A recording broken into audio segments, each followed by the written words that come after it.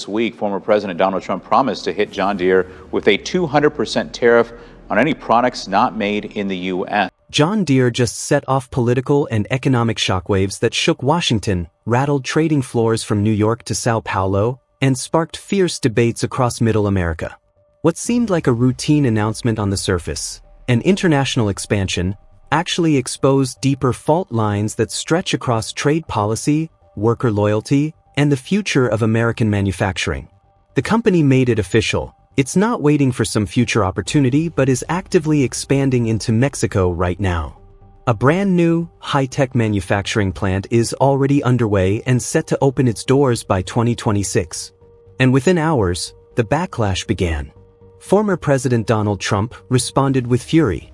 During a live TV appearance, he slammed the decision as an outright betrayal of the American worker. Because it's hurting our farmers, it's hurting our manufacturing. Then he escalated things even further, publicly threatening to hit every John Deere product manufactured outside the U.S. with a whopping 200% tariff.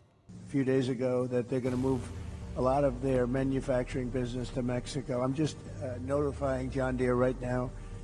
If you do that, we're putting a 200% tariff on everything that you want to sell into the United States, so that if I win, John Deere is going to be paying a 200%. They haven't started it yet. Maybe they haven't even made the final decision yet, but I think they have.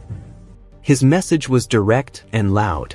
If a company dares to move jobs overseas, their products will not return to America without a steep political and financial price. The news cycle exploded. Headlines raced across the media. Traders watched with nervous energy. And perhaps most notably, millions of rural Americans, many of whom rely on both Trump's politics and Deere's products, found themselves stuck in the middle of a brewing battle between their favorite president and their trusted machinery maker.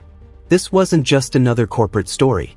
It felt like a turning point, a reckoning. Behind the scenes, Deere's leadership hadn't made the move lightly. This decision came after months of intense discussion inside boardrooms, a careful review of economic trends, and a brutal assessment of competitive pressure. The reality was hard to ignore. Producing equipment in the United States had become drastically more expensive. Raw material bottlenecks, overloaded shipping ports, scarce labor, wild inflation. Every link in the supply chain was under stress. Meanwhile, global competitors were getting leaner and more aggressive. Japanese brand Kubota and India's Mahindra had already perfected affordable manufacturing in Asia, allowing them to undercut U.S. producers on cost, speed, and reliability. For Deere, the writing was on the wall. If it didn't adapt quickly, it risked falling behind. The solution? Mexico. A country that offers 70% cheaper labor, a workforce skilled in industrial manufacturing, and excellent logistics that connect easily to Latin America's booming agricultural economies. But for Deere, this wasn't just about wages, it was about strategic survival. Port congestion in the U.S. had grown so bad that even routine deliveries were getting delayed. Domestic shipping was inconsistent. Every snag added cost and frustration. A plant in Mexico gave Deere more than just savings. It provided much-needed flexibility and faster access to rapidly growing farming nations like Brazil, Colombia, and Argentina, places where agriculture isn't just growing, it's booming. So the company pulled the trigger.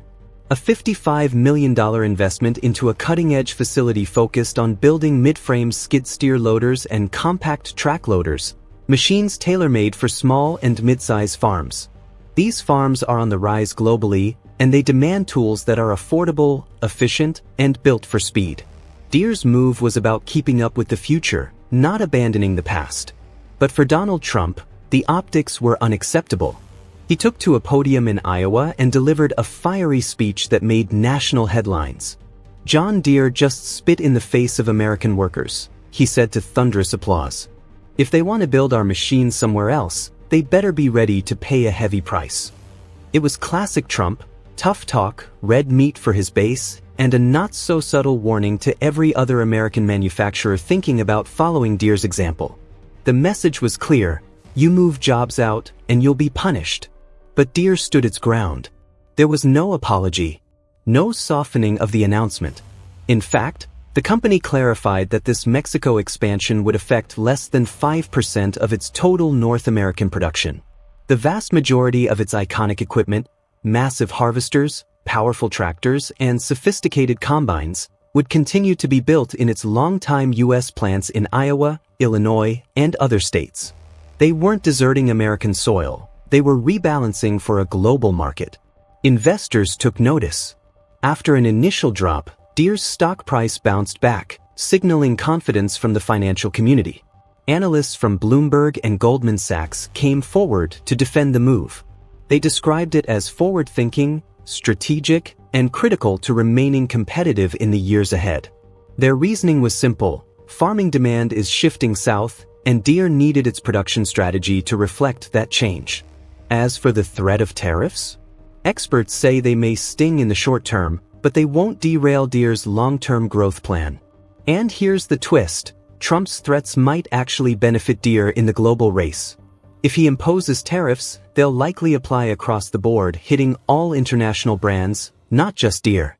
And since Deere still manufactures most of its equipment in the U.S., it could weather the storm far better than foreign rivals like Mahindra, Kubota, and Yanmar, who manufacture almost entirely overseas.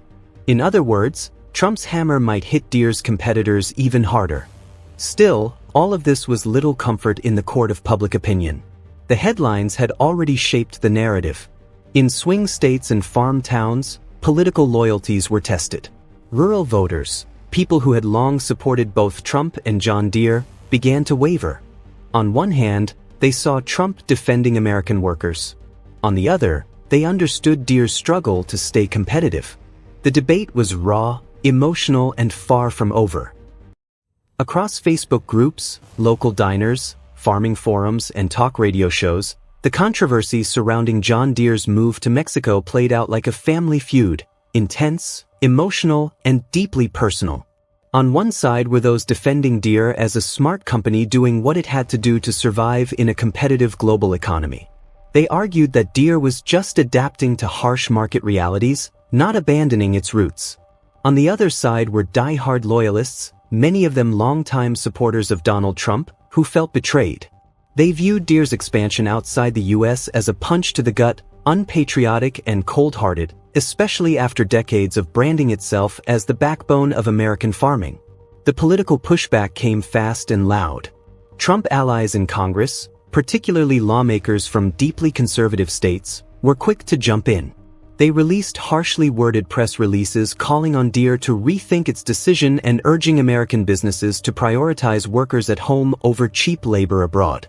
The House Agriculture Committee even scheduled special hearings to examine how such moves affect the domestic farming sector. The White House hinted it might review federal contracts and cut ties with companies producing outside the U.S. if they're seen as hurting American labor. Behind closed doors, conversations were getting intense. Deere wasn't sitting still. Its team of lobbyists launched a full-scale defense. They met privately with trade officials, briefed congressional aides, and made one point very clear: John Deere is not just another corporation. It is a pillar of American agriculture, a name as trusted on the farm as any elected official.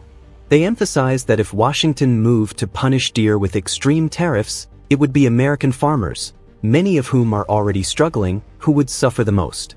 Raising the price of Deere's equipment wouldn't bring jobs back. It would raise costs for those who feed the country. And the truth was, most of Deere's production was still staying right here in the United States. But Trump wasn't backing down either. At a rally in Ohio, he called out John Deere by name 5 separate times. He didn't mince words. He said the company turned its back on American workers and promised to slap them with tariffs so high they'd never forget it. For Trump, this wasn't just about Deere. It was a political moment, a warning to every other U.S. company thinking of shifting jobs abroad. It was a shot across the bow that said, "Step out of line, and you'll pay the price." But Deere also knew it wasn't alone. Dozens of multinational corporations were watching the showdown closely. They were asking themselves, if John Deere gives in to political pressure, does that mean global operations are off limits? Or could Deere stand firm and set a new example, one where business strategy is shaped by economics, not political showmanship? So far, Deere is standing its ground.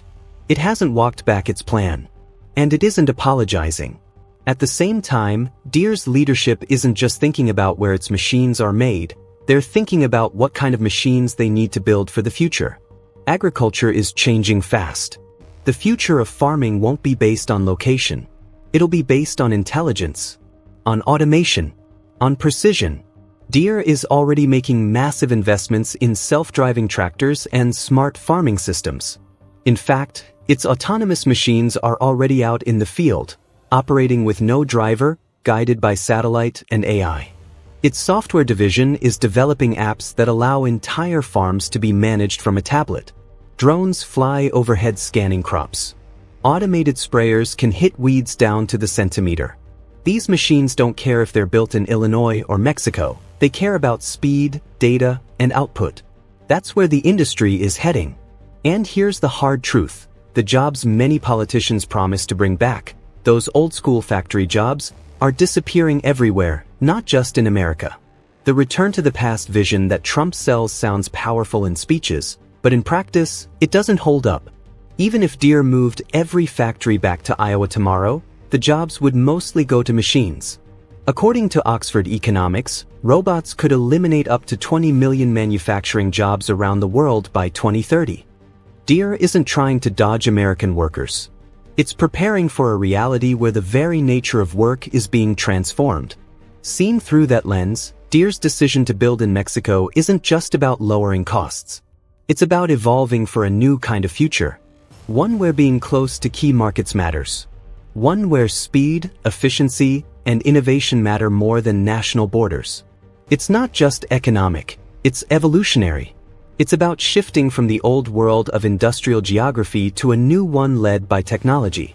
That's what makes this debate so symbolic. It's bigger than Deere. On one side, you have a former president pushing a message built on nostalgia, a desire to return to a world that's fading. On the other, you have a major corporation moving ahead into the world that already exists. It's a battle between emotion and execution, between political theater and market logic. And caught in the middle is the American farmer, wondering who's really got their back. So where does it all go from here? That depends on what the public believes. Will voters turn on Deere for chasing a strategy it sees as necessary for survival? Or will they question Trump for endangering access to essential equipment that keeps farms running? This is more than a policy fight. It's a test of how we navigate the future. Let us know your thoughts in the comments. And if this deep dive gave you clarity, don't forget to hit the like button and subscribe for more sharp takes just like this. Because while automation is coming fast, the politics, they've already arrived.